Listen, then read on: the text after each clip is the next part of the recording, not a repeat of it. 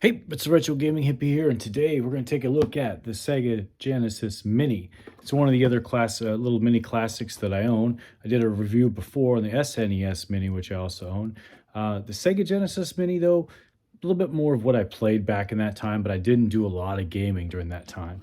As far as game selection, it comes with a nice variety of role-playing games with Phantasy Star 4, Shining Force, uh, like Crusader, Landstalker, kind of role-playing variant types. A lot of good side-scrolling shooters.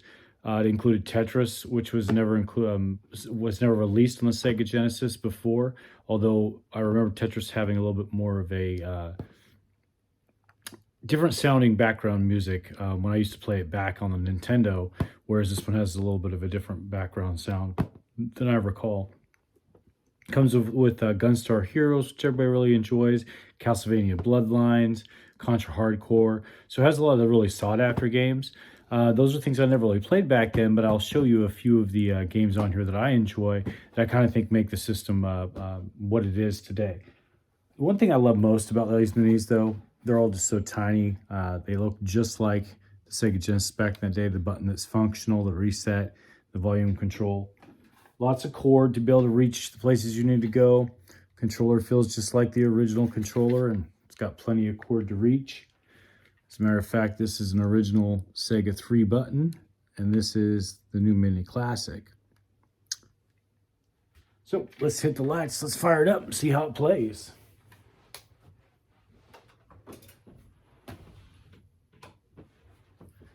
I like the catchy intro music while you select your games. And it has good save features that are very quick and accessible on some of the games I've played. So now you can look at a cartridge front, or you can push the B button and kind of have a side-scrolling view as if your complete in-box collection was laying on its side.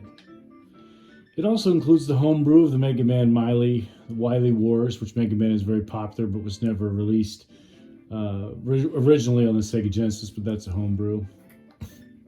Some games that I think are kind of innovative for the time and how they played. Comic Zone is one of them. If you haven't seen it before, you kind of scroll across the comic book as you fight along different creatures. That was kind of creative. Now let's find the games that I really enjoy. It's got pretty much every variant of Sonic except for up to like Sonic and Knuckles.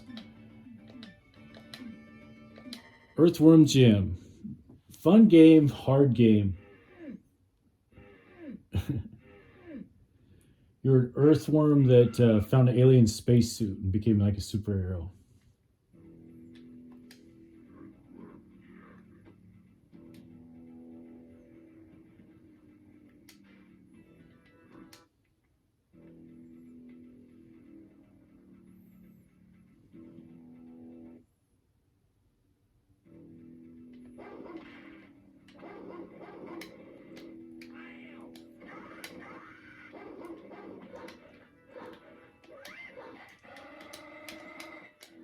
Never was very good at games like this. Controls are always tricky.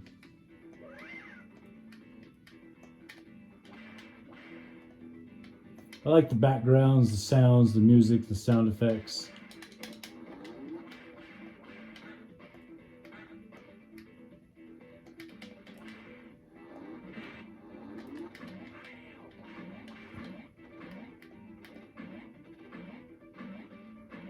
For early to mid 90s, this was pretty fun, and just throw it in for like 10, 15, 20 minutes and see how far you could get. Kind of fun, in my opinion. Which is all I used to do back then. That was Earthworm Jim. Anytime you can hit the reset button to go back to normal. If you hold the start button, it'll pop up a menu that says you want to return back to the original screen.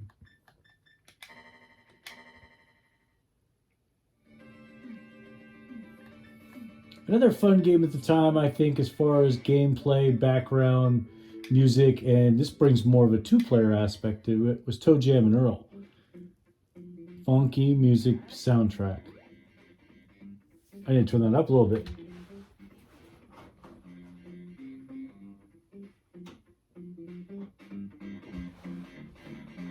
This is a lot more fun in two-player. It's kind of a little puzzler with Yeah, basically a puzzle with little special abilities that you get to play with. And I never played Panic at Funkatron, which was a sequel to this, or any other sequels after that I don't know about, but I'm sure they're really fun as well. So you run around, and your goal is to get parts to a spaceship. And you pick up these little presents, and you can open up a menu, and you can use bonus high tops, and that means if I hold down an action button, I can run. You can also run and jump, so you gotta be careful. Like you can go in the water here, but not for too long, if I remember right.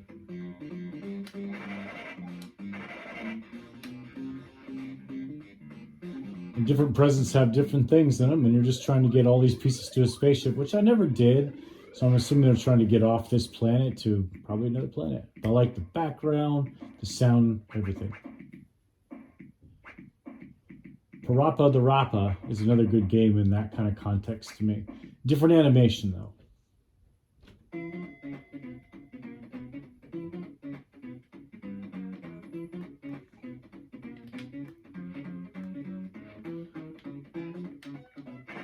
And now different zones will also though introduce enemies to this game. Or tricky ways to get around. Like this has narrow pathways, like there's an enemy.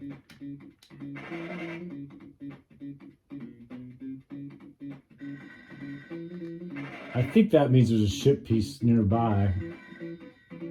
Ship as in sail or spaceship, not doo-doo. Or there's a phone nearby, whatever that means. Oh, that unveils pieces of the map. I don't remember that. So it's probably telling me where to go.